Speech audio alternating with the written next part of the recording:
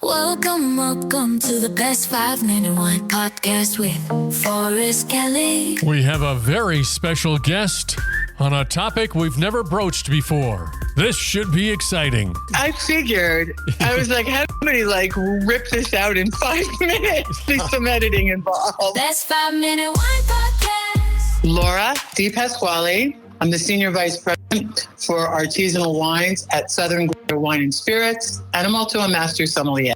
Okay, Laura DePasquale, before we get into Southern Glazier's Wine and Spirits and what they do, and your title is VP and the artisanal wine category, let's get a little background on you. So you're growing up in New York, and then how did you get to where you are now? Totally by accident. I thought that I would be a famous artist, and so I went to undergrad school in D.C., back to New York City for graduate school, working as a painter, and of course, having to actually make a living. I started working in some great restaurants, and by accident, some really great restaurants, and started learning about wine. And I wasn't really that into wine, but I understood that as a server and as a manager, selling more wine, of course, meant that I would make more money. And then I relocated to Miami Beach, in the heyday of South Beach, still not into wine. And then, but still trying to make it as an artist and working in restaurants, working at, the best restaurants at the time in Miami. And by accident, complete accident, I found the course Master Sommeliers and took the intro class at Disney in Orlando. A friend of mine was going to FIU for his master's degree in hospitality, and he came up to me and he said, "Hey, there's this class. Will you go with me? You're the only person that I know that knows anything about wine, and I want to cheat off your paper." So we went, and we weren't even enrolled. We just showed up, and I was like, "Hi, can we take your class?" And they were like, "Who are you?" And I was like, "Well, I work at, Norman's with Norman Van Aken, award-winning chef." And he was like, "Yeah, we'll let you guys in." And then I had 3 Master Sommeliers talk about wine in a way that I had never heard before. And it's like I had this ginormous epiphany where everything I loved in the world collided. Art, travel, culture, history, farming, geography, tales of lore. And I just looked at him and went, "I'm going to be a Master Somm." And so I got back to Miami after having passed level 1. At that point, Norman decided that he needed a dedicated sommelier, so he made me to stay on the floor. And then I started interacting with people in the trade, in business. So whether they were working for a distributor or they were working for a porter, everybody came to Norman's because it was the restaurant in Miami at the time, and I was the somm. After a couple of years, I started looking at this going, I could do that. My art wasn't going anywhere. I had my solo show in New York and my solo in Miami and Philadelphia, and I'd won a bunch of grants, but I just couldn't make a living. I was getting to a point in my life where I needed to make some adult decisions around things like health insurance, not working every holiday, not working every weekend. And so I decided to take the leap. And I was pursuing the MS degree, and I went into the business side, working for an Italian importer. That's how the career started. So I've been in the wine business for over 20 years. I spent years at that Italian importer, working my way up to vice president of fine wine, and then left to join a distribution company. Fell in love with the distribution aspect rather than what we call supply or supply chain, which is what I had been doing working as an importer. And then 8 years ago, I brought a business concept to Southern Glacier to establish a new boutique artisanal wine division across the footprint or across the country in the major markets. And so I travel extensively to the States. And then I also travel extensively through wine countries, France, Italy, Spain, Germany, South America, the United States, of course, working with our different wineries, recruiting different wineries, discovering new regions, new up-and-coming wines, and convincing them to be part of our distribution footprint and helping them build their brand. We'll get into the technical aspect later, but just how about a layman's overview of Southern Glazier's Wine and Spirits? So Southern Glacier Wine and Spirits, I joined the company 8 years ago. and they are the largest distributor of wines and spirits in the world. So we distribute alcohol products in Canada, the United States, and the Caribbean, representing everything from vodka to Cheval Blanc to Camus to Josh Cellars. And I'm the Senior Vice President of Artisanal Wine. I've always been based in Miami, but I travel extensively. Welcome to the Best 5 Minute Wine Podcast with Forrest Kelly. All right, let's dive deeper into our conversation with Laura DePasquale. How am I ever going to get ahead?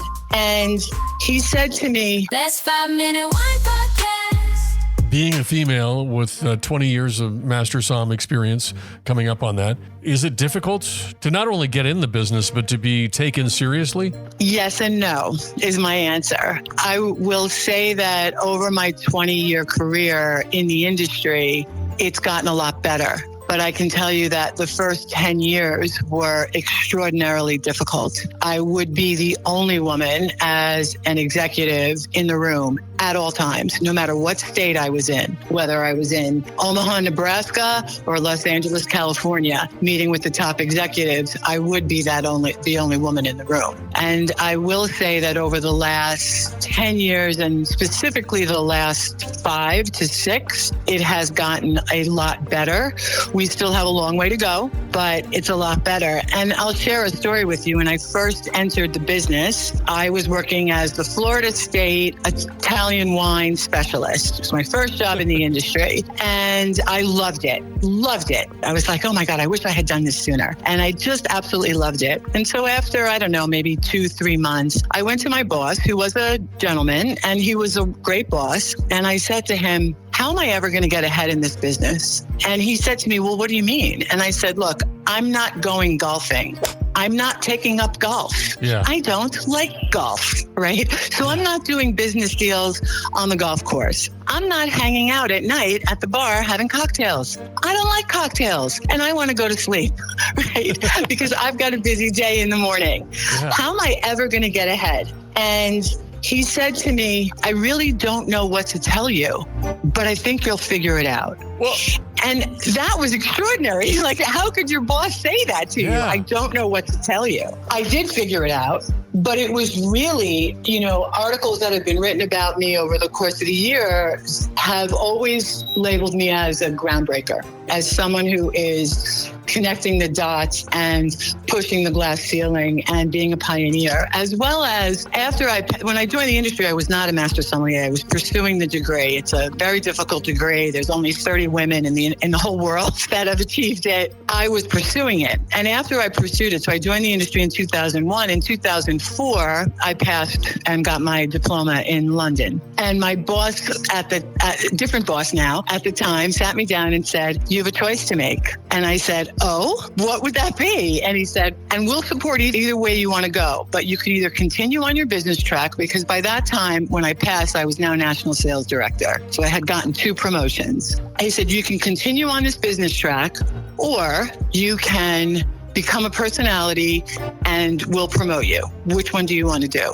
And I didn't hesitate. I was like, I want to be that groundbreaking person. I want to be that woman in the business that carves a path and shows that it can be done for women that are up and coming in the industry. And he said, I knew you would say that, and I'm so happy you did. Let's go. And so we did. And so within 2 years, I was promoted to vice president of that company, had my first seat at the executive table. Can you attribute some of your success that you continue to have with your upbringing and your parental upbringing? Probably all of it.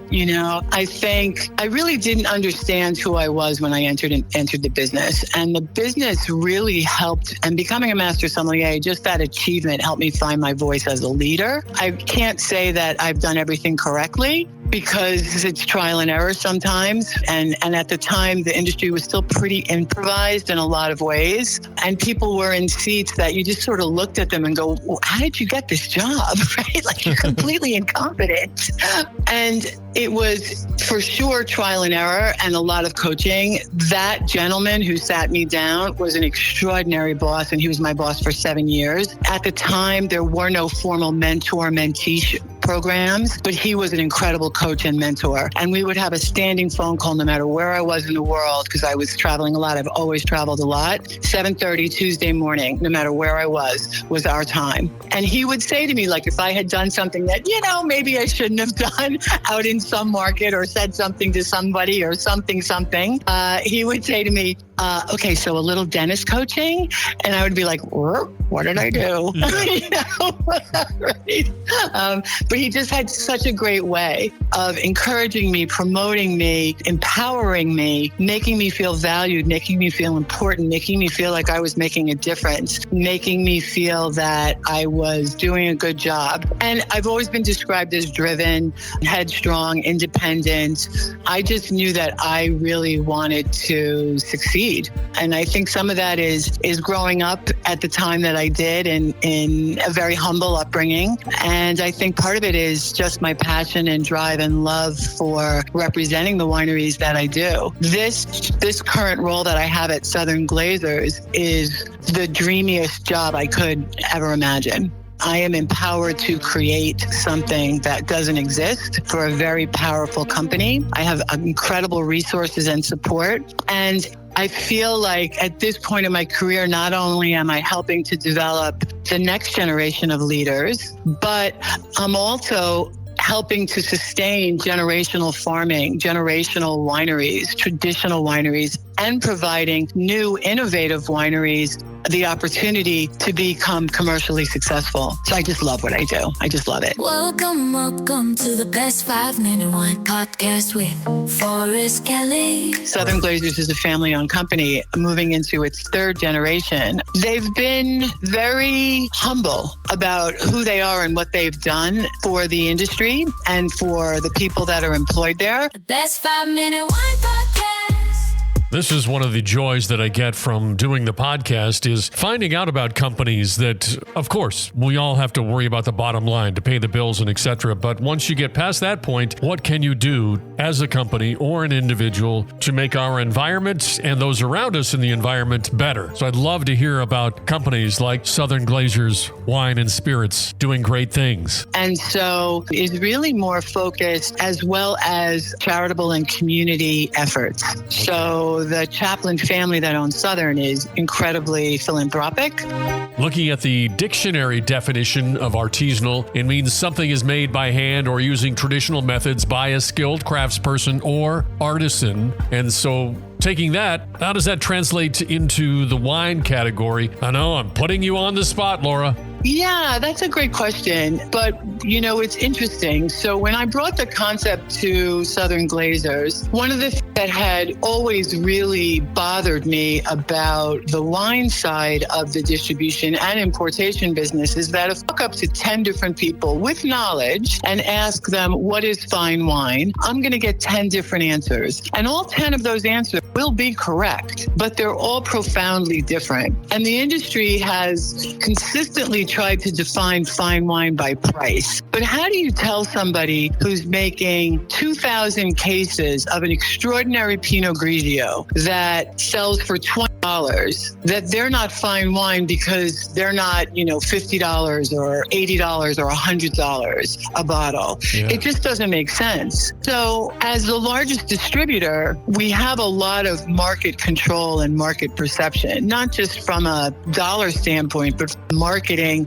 perception. And so part of the business plan that I presented is, why are we not defining the categories of wine? Big commercial brands that are looking to scale and get bigger, fantastic, great. Then there's fine wines that are of a certain production level that may or may not be looking to scale. And then there's brands and wineries that will never scale, because wine is not like spirits. Spirits, you just turn on the still and make more, essentially. Wine's an agricultural product. And in many parts of the world, especially Europe, you can't just plant more vineyards. It's not allowed. You can't extend your boundaries. Either the law tells you can't, or there is no more, or it's price prohibitive to plant more vineyards or to expand the boundary of what your region is. And then even if you can plant more vineyards, you're looking at 7 years before you get a grape, a good grape, right? Yeah. Where you can really make some great wine. So we've defined 3 different categories of wine: artisanal wine, fine wine, and wine. And we've defined it really based around production and or availability into the United States. Because not every European wine in Italy or in France sells every single bottle that they make in the United States. They have multiple markets, whether it stays within their own country or they sell to Asia or South America or other European countries. So I imagine that you get a lot of satisfaction not only being Senior Vice President of Commercial Operations for Artisanal Wines at Southern Glazer's Wine and Spirits, but in your role, you're actually being able to add some clarity and definition to the specific category. 100%. And that's really part of why I pursued becoming a Master Sommelier, was because sitting there watching these 3 people talk about wine in a way, as I said, that I had never heard anybody speak about wine before, I also realized that no matter how much I knew, I'd always be learning something. Always, always, always. And so I've been a Master Somm. I can't believe it, but it's almost 20 years. It'll be 20 years in November. And I learn something new about wine every day. Welcome to the Best 5 Minute Wine Podcast with Forrest Kelly. We continue our conversation with Laura DePasquale of Southern Glazier. Women of a certain age were told, well, you're being too... Best 5 Minute Wine Podcast.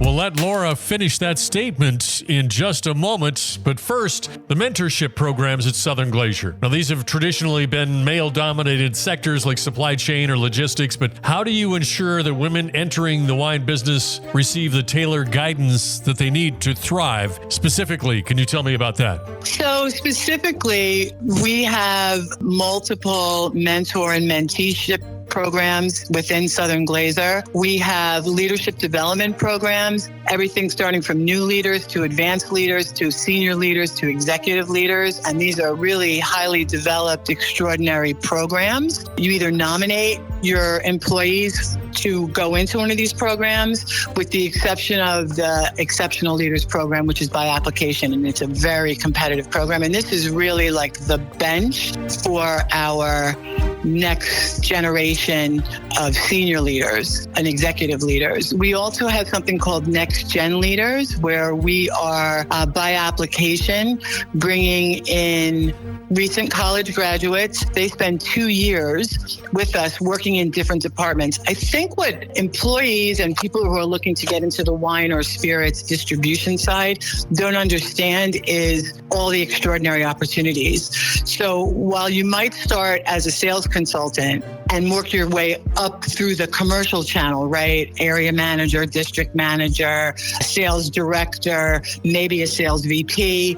There's also other applications, right? Business intelligence, financial, pricing, marketing, logistics, supply chain is huge. Our B2B development. So there's extraordinary opportunity. And in this Next Gen program, these recent college graduates get to spend 3 months in very different departments or divisions. So they can say, oh, wow, I thought I wanted to be on the marketing path or in the portfolio management path. But what I really love is supply chain and logistics after spending, my time with them. So I'm going to go down a supply chain logistics path. So there's a lot of opportunities and a lot of different paths you can go down. It has to be a bit gratifying, but I imagine that over the course of your career, you've seen opportunities open up for women in leadership roles, correct? 100%. I'm no longer the only woman in the room. There's usually several, which is fantastic. My boss is a woman, Cindy Leonard, and she's the executive vice president of wine. And so that's extraordinary. It's really changed. In fact, I now have times where we're a group of women leaders together, not because we're the women's group, but because we're the leaders and we happen to be women. And so it's super gratifying. As a woman who's been in the business for over 20 years and a woman that used to be the only woman in the room, to sit in a room with all women, putting together a strategy, a business plan, a brand launch, whatever it is that we're working on. It's a moment where I quietly, personally, to myself, sit back and go, yeah, it's good now, right? and this is kind of a sensitive topic. I want to put this delicately, but I always felt like there's a double standard for women in passion, differentiating between passion and emotion. So can you coach or can you teach somehow to embrace their passion without it being misinterpreted as emotional in professional settings, especially when you're advocating for an important decision? How do you deal with that? Is that teachable? Yeah, I think that is one thing that is very important. And I think women of a certain age were told, well, you're being too emotional in a business setting. And it always used to bother me when people said that. And it was like, oh, I've got to like check that. And then, I came to a place with that where it's like, am I being emotional or am I being passionate? Yeah. And those are two different things. If I passionately believe in a winery, right? Or I passionately believe in a hire. For example, there's a job opening and I'm putting forward my case for why that person should be hired over this person, or why we should put our resources on this brand launch versus that brand launch, or why we should target these markets. And I passionately believe it and I have facts to back it up. It's not just, well, I think so.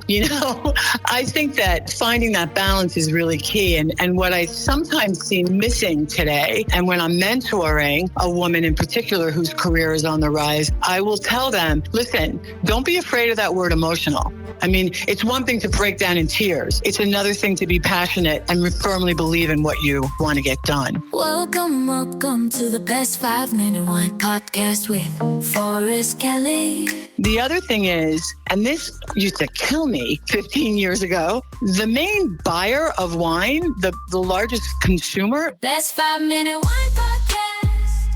Okay, Laura, going to take that multitasking talent you speak of, going to put it to the test here. Now that you've seen the increased involvement of women in leadership roles within the wine and spirit industry, have you witnessed or seen a change in the way products are consumed and marketed? I think one of the things that women have brought to the industry that was much needed is the ability to think quickly and multitask. I'm making a huge generalization here, right? But women have a lot on their plate. And I think with women in the business, we make decisions quickly and we can handle a lot of things at once. And as business has become faster and faster and faster, and that's really because of things like technology. One of the things that has changed the industry is the ability for accounts to order products online. Nothing replaces the ability of a sales consultant to walk into an account and pull a cork and taste that customer on wine. You can't taste a new wine or a new spirit online. You can't. You can read about it. You can get the pricing. You can actually even order it, but you can't taste it and you can't hear the story. And nothing will ever replace that. But I think with women in the industry, we've been able to really push further. The other thing is, and this used to kill me 15 years ago, the main buyer of wine, the largest consumer, are women. So why are men telling us what we want to buy? And so as more and more women have gotten seats at the table, have become general managers of wineries, you've really seen a shift in the way wine is marketed, the way spirits are marketed. It's about the social aspect, the coming together. The big program happening in October is Come Over October. So all of the wine and spirits companies are marketing this idea. And it's not about, let's go out and get drunk. It's about, let's be social. It was the piece during COVID that we're still dealing with as an issue. Our kids, just being with my mom, who's a senior, her biggest issue was isolation and loneliness, lack of social contact. It really changed her. And so there's a social aspect to having a glass of wine with friends. I'm in a book club, and part of the book club when we get together every month is not just about the book, it's about where are we going. Most of the time we go out to a restaurant, and we've got our favorites that we go to, and we order a bottle of wine and we catch up with each other and what's happening with kids or grandkids or our jobs or whatever. And then of course the book. Speaking of storytelling, I can see that storytelling definitely enhances the customer experience, especially when it comes to offering wines from small boutique wineries. 100%. You'll often have customers retailers and restaurateurs that specifically only want to work with small boutique wineries. They want to be the ones to come out and say, hey, to be able to tell that story to their guest, right? Sitting at the table, to make that guest experience something special. So they'll specifically say, hey, I've got this new wine and it comes from this really tiny region in Sicily. It's two brothers that took over the vineyards from the grandfather. The grandfather and the father used to just sell the grapes, and now these guys started making the wine. Like, they want those stories. So it's a very targeted market. I think that with the world being so big and the world being so complicated and business being so competitive, no matter what business that you're in, those points of difference, those personal stories, those connections are more important than ever. For my division, we specifically target those customers and those accounts that are looking for those types of products. And those tend to be the more Michelin star, trendy, hip, James Beard Chef award-winning restaurants.